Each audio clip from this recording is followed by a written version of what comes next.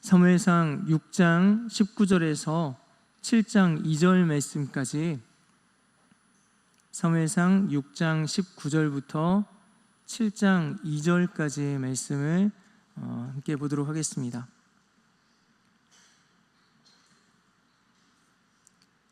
사무엘상 6장 19절에서 7장 2절까지의 말씀을 우리 한 절씩 교독해서 말씀을 보도록 하겠습니다.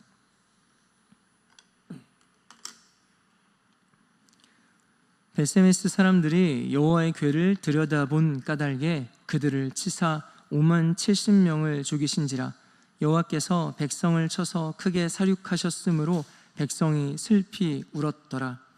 벳세메스 사람들이 이르되 이 거룩하신 하나님 여호와 앞에 누가 서리오? 그를 우리에게서 누구에게로 올라가시게 할까 하고 전령들을 기럇 여아림 주민에게 보내어 이르되 블레셋 사람들이 여호와의 궤를 도로 가져왔으니 너희는 내려와서 그것을 너희에게로 옮겨가라. 기럇 여아림 사람들이 와서 여호와의 궤를 옮겨 산에 사는 아비나답의 집에 들여놓고 그의 아들 엘리야사를 거룩하게 구별하여 여호와의 궤를 지키게 하였더니, 함께 보겠습니다. 궤가 기럇 여아림에 들어간 날부터 20년 동안 오래 있은지라. 이스라엘 온 족속이 여호와를 사모하니라. 아멘. 이 새벽에 하나님 말씀 앞에 가장 먼저 나가시는 우리 모든 성도님들, 모든 예배자들 가운데 하나님께서 그 임재로 함께하여 주시는 놀라운 은혜가 이 하루 가운데 충만하시기를 주님의 이름으로 축원드립니다. 우리 오늘 본문 말씀의 앞부분에서는 하나님께서 이 블레셋 사람들을 통해서 우리 하나님께서 살아 역사하시는 하나님이신 것을 보여주셨습니다. 이스라엘과 블레셋 사이에 전쟁이 있었고, 그리고 이스라엘 백성들이 도저히 이길 수 없는 그런 열세 가운데 있을 때에 하나님의 지성소에 있어야 할 그 하나님의 성전에 있어야 할 그 하나님의 궤를 전쟁터로 가지고 나왔습니다. 그렇게 하나님의 궤를 자기들 마음대로 전쟁에 승리할 수 있는 도구로 이용하려고 했던 이 전쟁은 결국에 처참하게 패배하고 말았습니다. 그리고 이 전쟁에서 패배한 이후에 이 하나님의 임재를 상징하는 이 하나님의 궤가 블레셋 땅으로 옮겨지게 되었습니다. 그때부터 이 블레셋 땅에 하나님이 이 땅을 치시기 시작하십니다.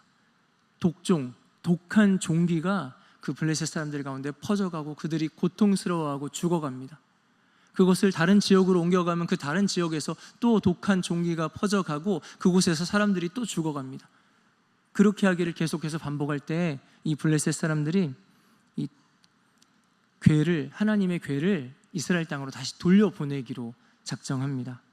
그런데 그것을 그냥 돌려보내지 않고 그 가운데 금으로 만든 그 독한 종기, 독종의 형상을 만들어서 싣습니다. 자기들에게서 이 독한 종기를 떠나보내고자, 그리고 그 블레셋 방백들을 상징하는 숫자대로 금쥐를 만들어서 거기에 함께 하나님의 궤와 함께 실어서 이스라엘 땅으로 보내게 됩니다.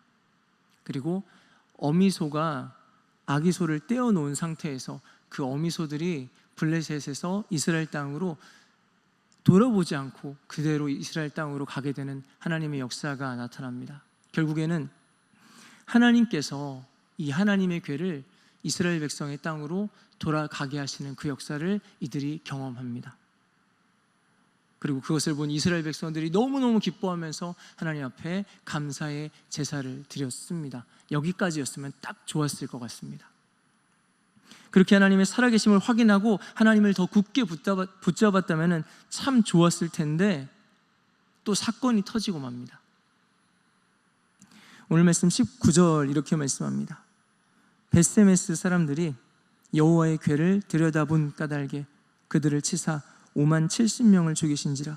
여호와께서 백성을 쳐서 크게 사륙하셨으므로 백성이 슬피 울었더라. 블레셋에서 이제 이스라엘의 접경 지역인 그 벳세메스, 이스라엘 도시인 벳세메스로 여호와의 궤가 들어왔습니다. 거기까지는 좋았는데 이들이 그렇게 감사하면서 제사까지 드렸는데 이 벳세메스 성읍 사람들이 여호와의 궤를 열고 그 안을 들여다보았습니다. 저는 이 말씀을 볼 때마다 너무 당혹스럽습니다. 어떻게 이런 일이 벌어질 수 있는지 상상할 수 없는 일이 벌어져 버렸습니다. 여러분, 이 베스메스라는 성읍이 보통 성읍이 아닙니다. 이스라엘 백성들이 땅을 분배할 때 제사장 아론과 그 자손들에게 배정된 땅 중에 하나였습니다. 그러니까 여기 나온 이 베스메스 사람들은 자그마치 제사장 집안 사람들이었다는 것입니다. 여호와의 궤를 어떻게 지성소에 모시고 그리고 그렇게 제사를 드려야 하는지, 그 지성소에 1년에 한 번 들어가는 것도 얼마나 조심스럽게 해야 되는지 등등의 것들을 알고 있는 사람들이었다는 것입니다. 아니요, 100번 양보해서 제사장 집안 사람들이기는 하지만은 저희들이 앞에서 보았던 것처럼 엘리의 집안, 그리고 엘리와 그 아들들처럼 기강이 너무 흐릿해져서, 기강이 너무 무너져서 어떻게 제사를 드려야 하는지, 여호와의 궤를 어떻게 모셔야 하는지 잊어버렸다고 해보겠습니다.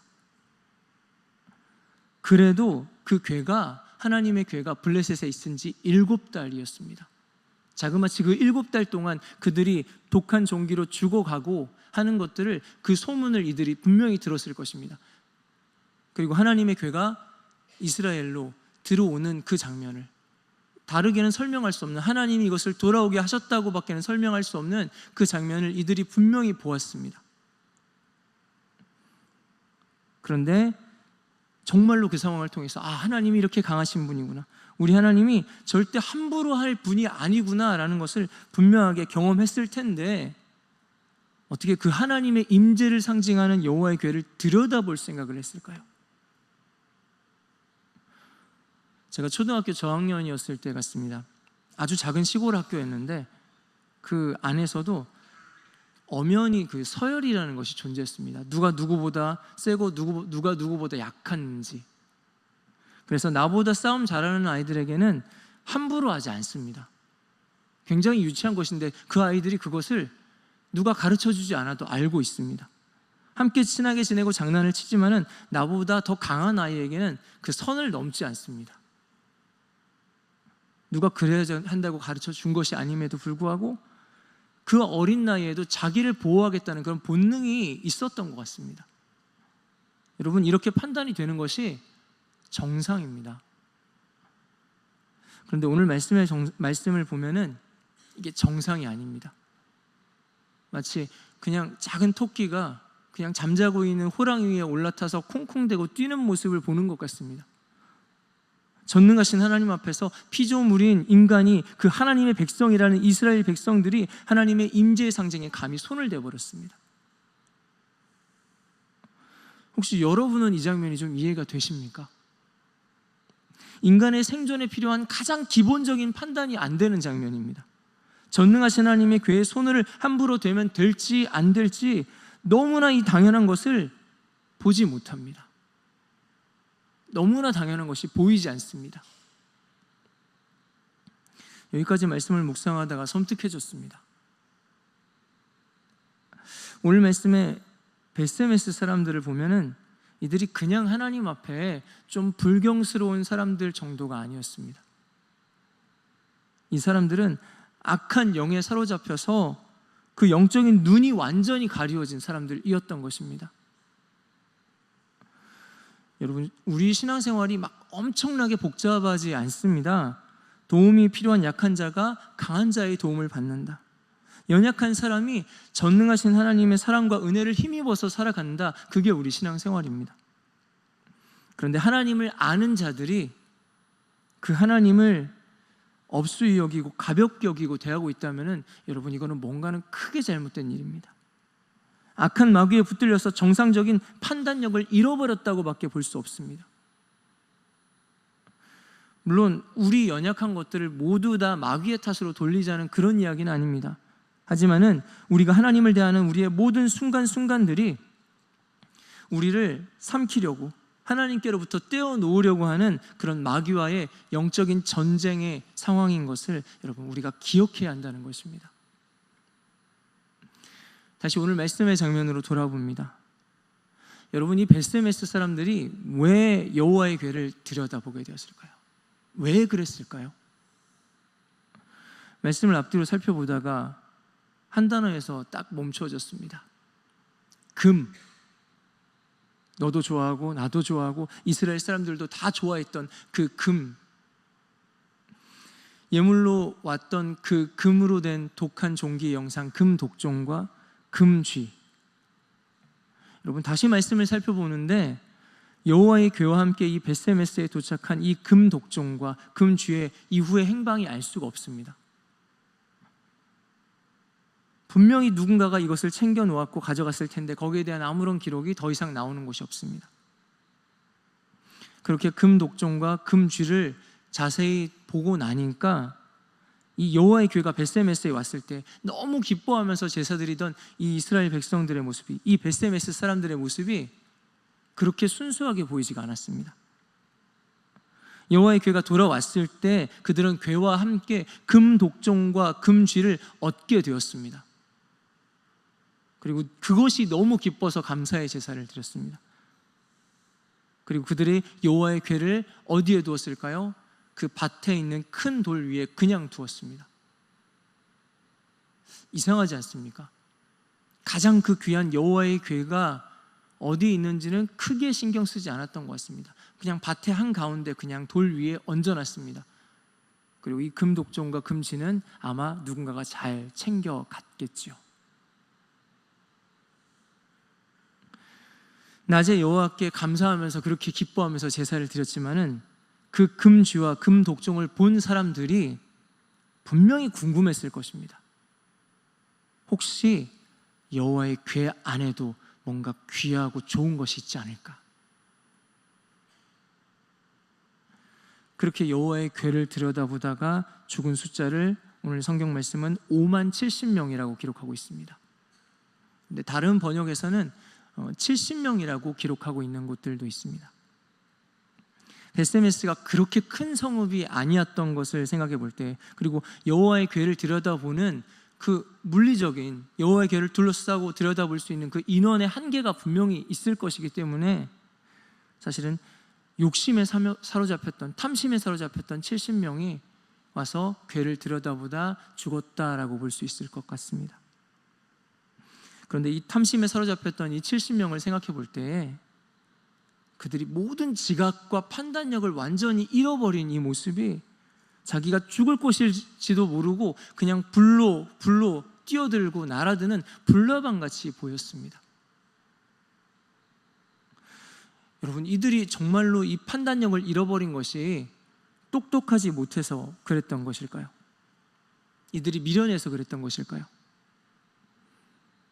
세계에서 가장 똑똑한 민족을 꼽을 때 빠지지 않는 사람들이 유대인들입니다. 물론 우리나라 사람들도 명석하기로 뒤지지 않지만은 가장 세계에서 똑똑한 사람을 꼽을 때 이 유대인들을 빼놓지 않습니다. 분명히 이들이 명석하고 똑똑한 민족이고 그런 사람들인데 여러분 기억하시지 않습니까? 성경의 유대인들은 이해할 수 없도록 끊임없이 그 영적인 방황을 계속합니다. 하나님을 떠났다가 돌아왔다가 떠났다가 돌아왔다가. 이들이 미련해서 그런 것일까요? 아니요, 이들은 미련하지 않습니다. 똑똑한 사람들입니다. 그렇다면 이러한 영적인 실패와 방황은 사람의 약함과 미련함으로 볼 것이 아니라는 것입니다. 이것은 영적인 문제라는 것입니다. 그래서 성경은 우리에게 영적 전쟁에 대해서 굉장히 강력하게 말씀하고 있습니다. 베드로전서 5장은 이렇게 말씀합니다. 근신하라, 깨어라, 너희 대적 마귀가 우는 사자같이 두루다니며 삼킬 자를 찾나니. 또 에베소서 6장에서는 우리가 하나님의 전신갑주를 입어야 될 이유에 대해서 이렇게 말씀합니다. 끝으로 너희가 주 안에서와 그 힘의 능력으로 강건하여지고 마귀의 간계를 능히 대적하기 위하여 하나님의 전신갑주를 입으라. 우리의 씨름은 혈과 육을 상대하는 것이 아니요 통치자들과 권세들과 이 어둠의 세상 주관자들과 하늘에 있는 악의 영들을 상대함이라. 여러분, 우리에게 있어서 가장 치열한 전쟁이 있다면 그것은 바로 영적 전쟁입니다. 아무리 강한 자도 아무리 똑똑한 자도 이 영적 전쟁을 이겨낼 수가 없습니다. 그런데 이 싸움에 지면 우리의 영혼이 병들고 죽어갑니다. 우리 하나님을 놓치게 됩니다. 그래서 성경은 말씀합니다. 깨어 있어라. 너희가 이 영적 전쟁 가운데 깨어 있어라 라고 우리에게 말씀합니다. 여러분, 눈에 보이지는 않아도 가장 실제적인 싸움이 영적 전쟁이라는 사실을 꼭 기억하시고 날마다 되새기는 저와 여러분들 되시기를 주님의 이름으로 축원드립니다. 20절에 그들이 이렇게 얘기했습니다. 누가 여호와 앞에 능히 서리요? 야, 이렇게 거룩한 것, 이렇게 거룩하고 무서운 하나님 앞에는 아무도 설 수 없다라고 말했습니다. 이렇게 말하는 베세메스 사람들에게 저는 정말 거기 가서 이렇게 대답해 주고 싶었습니다. 누가 여호와를 위해서 선다고? 비록 완벽하지 못해도 하나님을 경외하고자 몸부림치는 사람들이 여호와 앞에 선다. 죄악 중에도 겸손하게 회개하고 은혜를 구하는 자들이 여호와 앞에 선다. 너희들 바로 지금이 여호와 앞에 설 때이다. 꼭 가서 그렇게 말해주고 싶었습니다. 이 여호와의 궤를 다른 성읍으로 떠나 보낼 때가 아니라 회개하고 다시 하나님과의 관계를 회복해야 할 때였습니다. 그런데 이들이 재앙을 피하고자 하는 블레셋 사람들과 똑같이 반응합니다. 누구에게, 그를 우리에게서 누구에게로 올라가시게 할까? 야, 우리가 이걸 어디로 보내야 될까? 결국에 이 여호와의 궤가 기럇 여아림, 이스라엘 백성의 다른 성읍인 기럇 여아림으로 보내집니다. 여러분, 오늘 말씀은 영적 전쟁에 완전히 패배한다는 것이 어떤 것인지 너무나 또렷하게 보여주고 있습니다. 이제 기럇 여아림 사람들이 그 여호와의 궤를 옮겨갑니다. 이 성읍 사람들도 아마 70명이 죽고 그 온 성읍에서 울고 통곡했던 그 소식을 들었을 것입니다. 들려지지 않을 수가 없습니다. 그런데 아무 말 없이 이 여호와의 궤를 그들의 성읍으로 옮겨갑니다. 그렇게 그 궤를 아비나답의 집에 들여놓고 그 아들 엘리야사를 구별하여서 거룩하게 구별하여서 지키게 합니다. 이 거룩하신 하나님 앞에 아무도 설 수 없다라고 말했던 그 베세메스 사람들과 달랐습니다.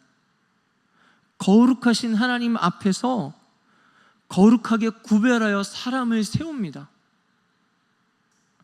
여러분, 혹시 이 세워진 엘리야살이 완벽한 사람이었을까요? 아니요. 완전하지 못하다 할지라도 성경 말씀을 표현을 보면 그렇습니다. 그를 거룩하게 구별하겠다는 것입니다. 여기 여호와의 궤를 지키겠다라고 표현한 이 표현이 샤마르라는 표현입니다. 근데 그 기본적인 의미가 이것입니다. 마음을 써서 크게 주의를 기울이다. 마음을 써서 크게 주의를 기울이다. 어떻게 해서든지 이 하나님의 임재 앞에 마음을 모으고 하나님의 뜻에 주의를 기울이겠다는 것입니다. 결코 도망가거나 피하지 않습니다. 어떻게든 마음을 모아서 하나님 앞에 서겠다는 것입니다. 이것이 영적 전쟁이고 또 승리입니다.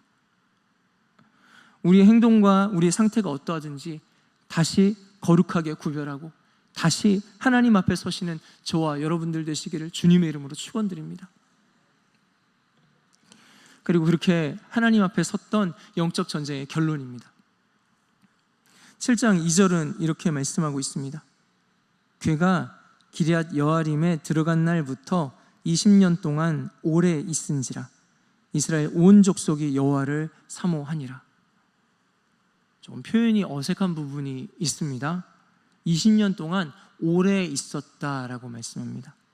여러분, 이 오래 있었다는 표현이 라바라는 표현인데 이것이 점점 더해진다, 점점 늘어간다라는 이런 변화를 나타내는 표현입니다. 점차 변해가는 그 과정을 생각하면서 2절 말씀을 좀 쉬운 말로 제가 표현해 보았습니다. 궤가 기럇 여아림에 온 때로부터 20년간 점점 시간이 지날수록 이스라엘 온 족속이 더욱더 여호와를 사모하게 되었습니다. 여러분, 이 기간 동안에 하나님께서 얼마나 기뻐하셨을까요? 이 기간 동안 하나님이 이스라엘에 얼마나 큰 복을 부어주셨을까요? 우리가 하나님 앞에서는 이 영적 전쟁을 승리할 때 이 승리는 곧 온 이스라엘의 영적인 상태를 새롭게 하는 기점이 됩니다. 여러분, 지금까지는 제사장들이 제사장답지 않았습니다. 레위인들이 레위인답지 않았습니다. 하나님의 백성이 하나님의 백성답지 못했습니다. 그런데 오늘 말씀 이후에 사무엘이 이스라엘을 새롭게 하는 장면이 시작됩니다. 말씀을 정리합니다. 저와 여러분은 거룩하신 하나님을 피하는 자가 되시겠습니까?